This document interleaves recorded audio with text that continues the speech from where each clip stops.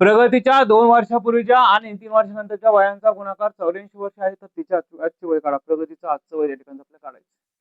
तिचं 2 वर्षापूर्वीचं आणि 3 वर्षानंतरचं, म्हणजे त्या ठिकाणचं तिचं आजच्या पासून 2 वर्षापूर्वीचं आणि 3 वर्षानंतरचं जे वय असणार आहे, त्या वयांचं त्या ठिकाणची संख्या असतील, त्या संख्यांचा गुणाकार त्या ठिकाणी किती आहे? 84 वर्ष आहे. तर त्या ठिकाणी तिचं आजचं वय काढायचं. आता तिचं आजचं वय काढण्यासाठी त्या ठिकाणी आपल्याला काय करावं लागेल?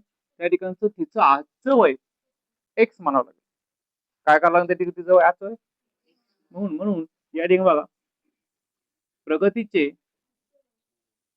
आजचे वय एक्स मानू.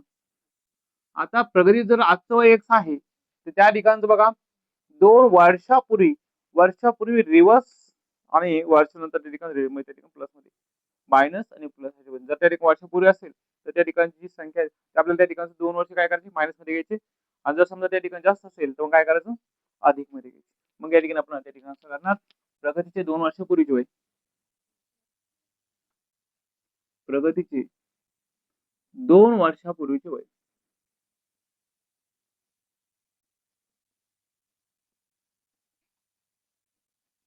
किती येईल? मग ते एक्स वजा 2 आणि त्या ठिकाणी 3 वर्षानंतर, म्हणून त्या ठिकाणी खालची ओळी त्या ठिकाणी लगेच लिहू, प्रगतीचे 3 वर्षानंतरचे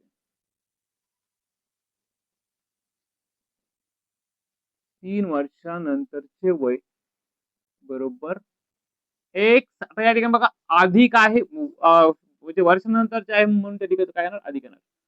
वर्षा अगोदरच्या असेल, आजच्या वयाच्या आधीच्या असेल तर मायनस मध्ये, आणि नंतरच्या असेल तर प्लस मध्ये. आता या ठिकाणी आपल्याला भेटलं. आता या ठिकाणी आपण जो प्रश्नातील पहिल्या अटीनुसार, या ठिकाणी जो आपण प्रश्नातील पहिल्या अटीनुसार लिहू. पहिल्या अटीनुसार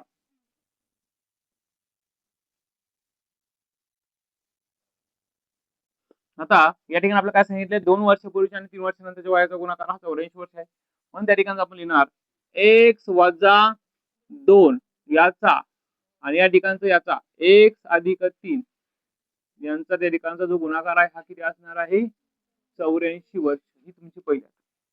आता पहिली अट त्या ठिकाणचं लिहिलं आपण या ठिकाणी अशा पद्धतीने. सर्वेश काय काय लिहिलं आपण या ठिकाणी? प्रगतीचं 2 वर्षापूर्वीचं आणि 2 वर्षानंतरचं यांचा गुणाकार, यांचा काय केला? गुणाकार केला. आणि या ठिकाणी हा गुणाकार किती असणार आहे? 84 असणार आहे. मग आता हा गुणाकार या ठिकाणचा कसा करायचा? या ठिकाणी गुणाकार झालं का? नाही. आपल्या ठिकाणी हा गुणाकार प्रत्यक्षामध्ये करायचा आहे. म्हणजे कसा? या कंसाने या कंसाला गुणायचं. मग या कंसाने याला कंसाला गुणण्यासाठी या ठिकाणी असं गुणलं जातं, एक्सने ह्या एक्सने याला गुणायचं एकदा, एक्स अधिक 3 हे तुम्हाला माहिती आहे मुलांनो. त्यानंतर वजा 2 आणि त्या ठिकाणी एक्स अधिक 3 बरोबर 84. आता या ठिकाणी एक्स गुणले एक्स, एक्स वर्ग, आणि एक्स गुणले 3, 3 एक्स वजा वजा चिन्हासाठी लिहू वजा आहे म्हणून, वजा 2 गुणले एक्स, 2 एक्स वजा 2 एक्स, आणि या ठिकाणी बघा 3 दुने या ठिकाणी वजा अधिक वजा, म्हणजे या ठिकाणी काय अधिक वजा 6 आणि या ठिकाणी राहील 84. आता यामध्ये एक्स वर्ग हा तो जो आहे तो हा जसा तसा राहील. या 3 एक्स मधून हा 2 एक्स गेला, खाली किती राहिला? 1 एक्स. तो कसा राहिला? अधिक वजा अधिक राहील, अधिक एक्स वजा 6 आणि वजा किती होईल पुन्हा? 84 बरोबर. हे 84 सुद्धा आपण बरोबरची इकडे आणले. बर, मग काय होईल इथं? एक्स वर्ग अधिक एक्स वजा वजा नाही त्या ठिकाणी वजा वजा यांची बेरीज होईल. वजा वजा जर संख्या असतील ऋण ऋण तर काय होत असतं? त्यांचं बेरीज होते. पण त्या ठिकाणचं चिन्ह कोणतं लागतं? वजाच. मग या ठिकाणी 84 आणि 6 किती झाली? 90. 90 बरोबर 0. या ठिकाणी आपल्याला वर्ग समीकरण मिळालेलं आहे. आता या वर्ग समीकरणात आपल्याला काय करायचे? अवयव पद्धतीने या ठिकाणी सोडायचं आपल्याला. कशा कोणत्या पद्धतीने? अवयव पद्धती. मग या ठिकाणी आता आपल्याला पाडायचं कशी जावं? 90. 90च्या अशा अवयव पाडायचे की त्या ठिकाणची त्याची बेरीज वजा बाकी त्या ठिकाणचं जे आहे त्या ठिकाणचं धन किती यायला पाहिजे? 1 यायला पाहिजे. आपल्याकडे इथे किती आहे? 1 धन आहे, धन 1 आहे. कोणते दोन संख्या त्या ठिकाणी येतील त्यांचा गुणाकार तेवढे 10 नंबरमध्ये 10 आणि 9 यांचा गुणाकार त्या ठिकाणचा 90 येईल आणि त्या ठिकाणी त्यांची वजाबाकी किंवा बेरीज. त्या ठिकाणी जर आपण हे धनचिन्ह दिलं आणि ऋण दिलं तर याचं उत्तर किती येईल? धन एक येईल. मोठ्या संख्येत लहान संख्या मोठ्या संख्येत चिन्ह, पण या ठिकाणचं धन इथं एक येईल आणि इकडे या ठिकाणी 90 यांचा गुणाकार येईल. म्हणून आपण हे दोन अवयव त्या ठिकाणी घेऊ शकतो. मग खालच्या साईडला लिहिणार आपण एक्स वर्ग.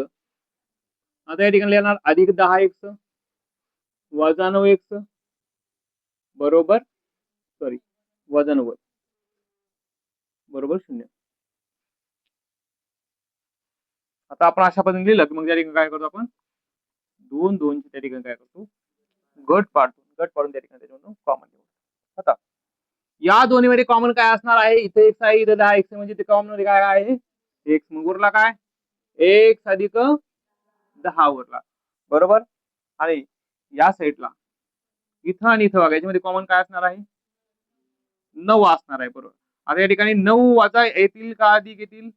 एक मिनिट, वजा जर घेतले बरं ठीक, वजा घेऊ आपण.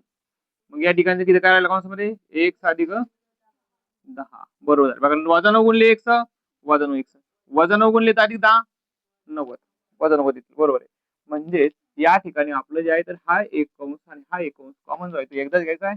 x अधिक 10 बरोबर 0 किंवा x वजा 9 बरोबर 0.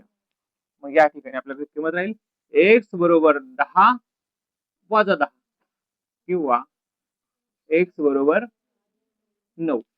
म्हणजे आपलं जे उत्तर असणार आहे मुख्य त्या ठिकाणचं किती असणार आहे? म्हणून या ठिकाणी आपण खालचे वळील लिहिणार. म्हणून शाब्दिक उदाहरण आपल्याला नेहमी लिहिताना असं लिहावं लागतं. म्हणून प्रगतीचे आजचे वय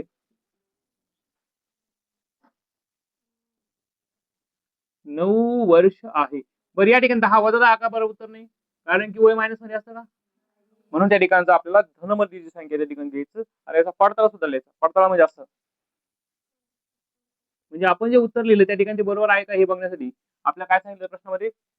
प्रगतीचे 2 वर्षापूर्वीच्या आणि 3 वर्षानंतरच्या वयांचा गुणाकार 84 वर्ष आहे. आता प्रगतीचं 2 वर्षापूर्वीचं म्हणजेच किती बरं? 9 वजा 2 9 वजा 2 किती? 7 आणि 3 वर्षानंतरचं म्हणजेच 9 अधिक किती? 3 9 3 12 म्हणजेच तुम्हाला त्या ठिकाणी 7 गुणिले 12 याचा गुणाकार किती यायला पाहिजे आहे. म्हणजेच आपलं उत्तर त्या ठिकाणी काय असणार आहे? बरोबर 82 84. हा पडताळा पण त्या ठिकाणी तेवढा खूप महत्वाचा आहे. तुमचं उत्तर त्या ठिकाणचं व्हेरीफाय करून घेण्यासाठी डबल क्रॉस त्याला म्हणतात. तुम्ही त्या ठिकाणी करू शकता जर कॉन्फिडंट असाल की उत्तर बरोबर, मग काही गरज नाही. पण त्या ठिकाणी जर असं वाटलं तुम्हाला त्या ठिकाणी उत्तरामध्ये कुठेतरी खालीवर झालं बघ त्यावेळेस तुम्ही त्या ठिकाणी पडताळा करू शकता. प्रश्न म्हणून करायचा पडता.